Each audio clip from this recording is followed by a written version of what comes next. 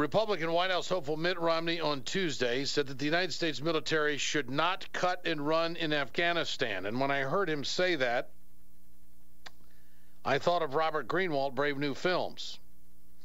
He says we should not cut and run in Afghanistan, as such a move could jeopardize the massive U.S. investment in the region. What in the hell is he talking about?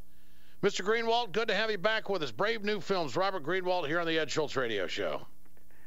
Thanks, Ed. Good to be with you. It was in a very strange debate with many things that weren't discussed. It was one of the stranger comments. Does he want us to continue to spend $2 billion a week on a war that literally nobody is in favor of except maybe Mitt Romney, and maybe he's only trying to do it to bash Obama, and maybe a few of the neocons who, surprisingly, Ed, those were the ones asking some of the questions last night. I mean, Paul Wolfowitz, come on, former Secretary of Defense, who said with a straight face the Iraq war was going to pay for itself. And then you have David Addington, who is, chief of staff to Cheney. You have Mark Thiessen, who says torture is legal. I mean, those were the people guiding the questions last night. But I was very surprised by Romney's comment because it's profoundly against where the American people are. And, he's dug himself into a pretty big hole if he's going to begin to suggest we should continue to sacrifice the lives of Americans and Afghanis, to say nothing of where is he going to find that $2 billion a week. Well, aside from the money, is Mitt Romney suggesting that we are going to be successful in Afghanistan, unlike anybody else has been for the last 2 centuries? I don't think that he's even thought about that. It's an impossible scenario. You look at what happens day after day. The World Bank today, literally today, said that Afghanistan is on the verge of total collapse because it's completely dependent on foreign aid. And so far that aid has been in the form of military. You pull out the military, and the few jobs that are there are going to disappear. And Afghanistan is like the Gaza Strip in terms of relying on foreign aid. So there's no economy there after our billions of dollars. So I think it's safe to say that Romney did not think about it. And one of the most astounding things to me, Ed, was when he criticized the potential cutting of some of the military programs, including the F-22. Now, the F-22 is a plane that costs almost $500 million for each plane. We have $65 billion invested in those planes, and they have flown 0 times. Not in Iraq, not in Afghanistan, not in Libya, and they're grounded now because they potentially cause harm to pilots.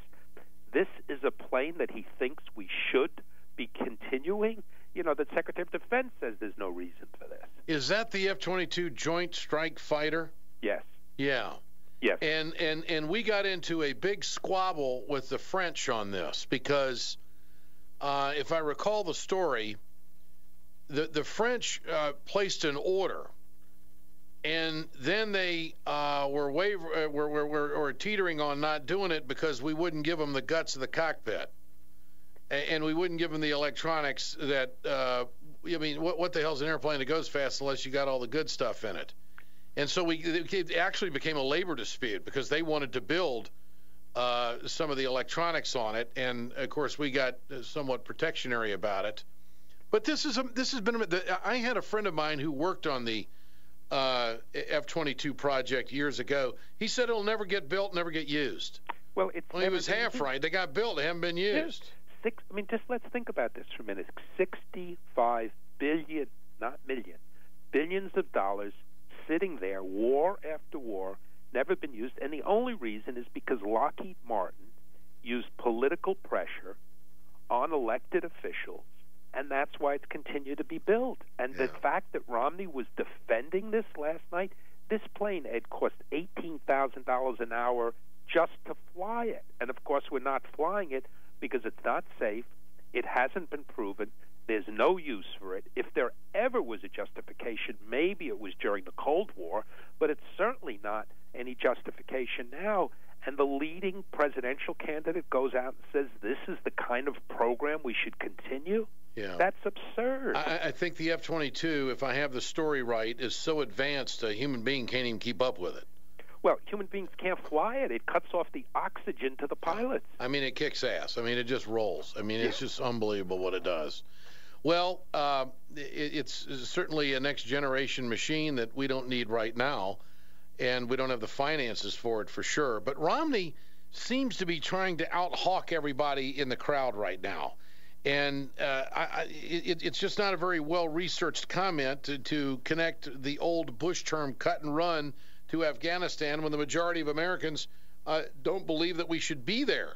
So is he grasping at political straws? I think he is. He's looking at Newt Gingrich coming up in the polls. He's looking at another different front runner in all of this. So he said pulling out troops faster than planned would put at great peril the extraordinary sacrifices that have been made. He says this is not the time for America to cut and run. Because we've made mistakes in the past and because lives have lost, he wants us to keep going. Hell, that's the Vietnam theory. Exactly. It's exactly what it is. And as you said, it's not thought out. But this is a man who seems to be willing to take any position that he thinks will help him. This is not a position that's going to help him. But it's kind of sad to see him sort of flapping in the wind that way without any coherent plan. And it does a terrible disservice to the military who have been fighting a war that does not have a reason for being. Is he suggesting that they should continue to sacrifice, that they should continue the loss of more American and Afghanistan lives? To what end? To what goal? How will he ever? When will he ever declare victory? What is his plan for getting out of there? This is Romney getting some heat from Ron Paul on defense spending last night. Cut 9. Here it is. Congressman Paul, what they're doing is cutting $1 trillion out of the defense budget. They're cutting $1 trillion out of the defense budget, which just happens to equal the $1 trillion they're putting into Obamacare.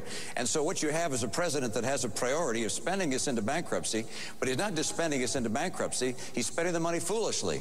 We need to protect America and protect our troops and our military and stop the idea of Obamacare. That's the best way to save money, not the military. Right.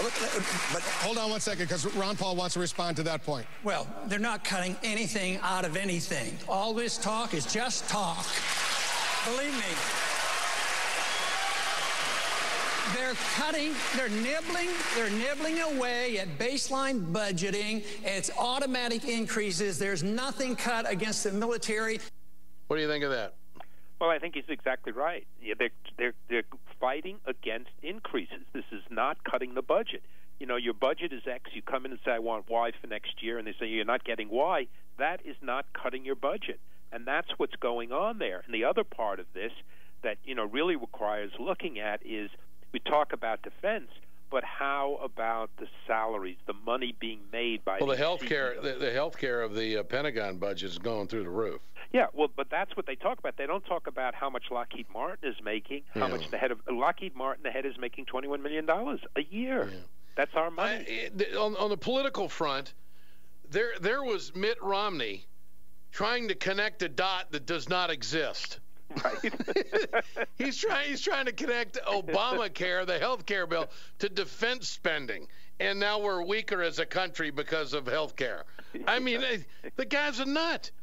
I mean, what political strategist told him to go down that road? He got laughed off the stage by Ron Paul on that one. Yes, I can't imagine I like that analogy, connecting a dot that doesn't exist. I can't imagine that he went back after the debate and said, well, I really nailed that point. But what we have fundamentally is someone who has no principles and someone who doesn't have a belief set. And that's what we're seeing. Well, it comes out in the national security debate. Robert Greenwald, Brave New Films, here on the Ed Schultz radio show. You have to wonder how much Romney really knows about Afghanistan. When you just told us moments ago, I mean, the country's completely dysfunctional. They have no economy. It's all on foreign aid. And here he is saying, well, we can't cut and run. Let's just throw more billions of dollars at it. He just does not have a functional idea of what the hell's going on over there. You need to send him your stuff. Well, I'd send him the stuff and tell him to go visit.